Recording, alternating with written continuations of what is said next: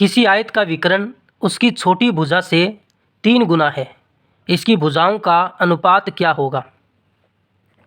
तो सबसे पहले हम एक आयत बना लेते हैं।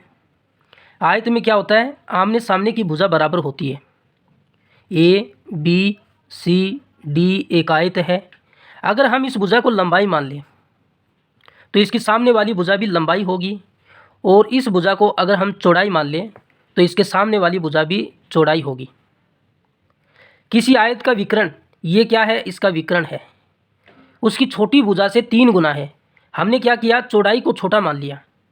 अगर चौड़ाई को हम y माने और लंबाई को x मान लें तो छोटी भुजा हमने किसको माना है, चौड़ाई को माना है, और चौड़ाई का मान कितना है, y। तो इसका विकर्ण क्या है, इस छोटी भुजा से 3 गुना है। ये y का 3 गुना कर दें तो विकर्ण का मान होगा, तो विकर्ण का मान कितना हो जाएगा, 3y, 3 गुना हो गया।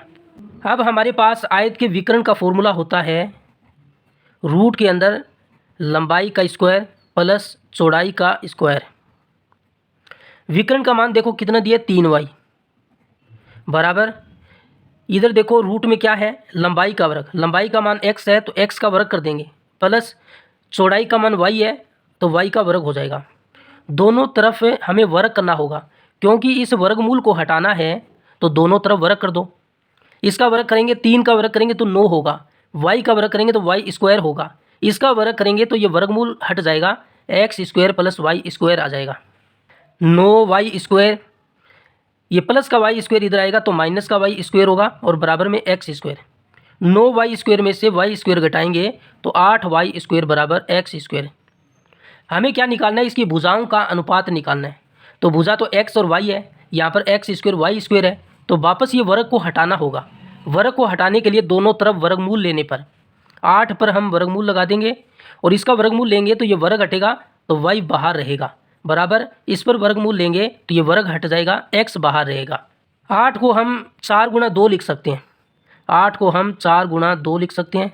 4 का वर्गमूल 2 होता है, 2 बाहर आएगा और √2 अंदर रहेगा, y बराबर x। हमें क्या निकालना है, अनुपात निकालना है।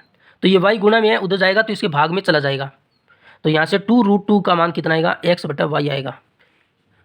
यही तो अनुपात है। x बटा y का मान मतलब क्या होता है, x अनुपात y। इसके नीचे कुछ भी नहीं है तो हम 1 मान लेते हैं, तो हम इसको क्या लिख सकते हैं, x बटा y को x अनुपात y लिख सकते हैं। 2√2/1 को क्या लिख सकते हैं, 2√2 अनुपात 1 लिख सकते हैं। आपका सवाल ये भी हो सकता है कि सर इसमें पूछा गया कि भुजाओं का अनुपात क्या होगा, तो हम भुजा तो y बटा x भी ले सकते थे। अगर आप y बटा x लोगे तो ये 1 ऊपर होगा, 2√2 नीचे होगा, तो यहाँ पर 1 पहले आएगा और 2√2 बाद में आएगा। तो ऐसा कोई ऑप्शन नहीं है जिसमें 1 पहले आ रहा हो और 2√2 बाद में आ रहा हो, ऑप्शन में ही नहीं है ऐसा, तभी हमने x बटा y लिया। x का मान 2√2 और y का मान 1, तो 2√2 अनुपात 1, ये सी ऑप्शन इसका सही होगा।